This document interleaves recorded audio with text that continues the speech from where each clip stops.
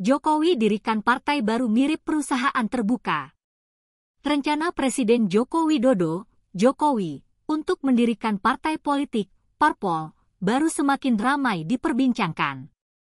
Namun, Wakil Menteri Ketenagakerjaan yang juga Ketua Jokowi Mania, Joman, Immanuel Ebenezer atau Nul, mengaku belum mengetahui hal tersebut.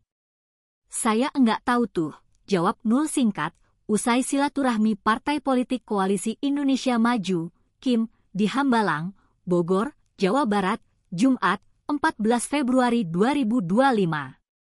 Meski begitu, Nul menegaskan bahwa setiap warga negara, termasuk Jokowi, memiliki hak konstitusional untuk membentuk partai politik. Itu hak konstitusi beliau sebagai warga negara, ungkapnya.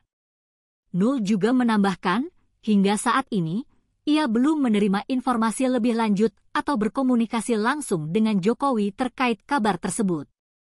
"Belumlah, itu kan persoalan Pak Jokowi," tuturnya. Rencana pembentukan partai baru ini mencuat setelah Jokowi dipecat oleh PDIP.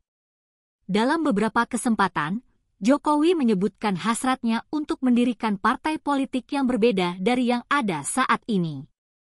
Pada wawancara dengan jurnalis senior Najwa Shihab, Jokowi mengungkapkan konsep partai politik yang ingin didirikannya.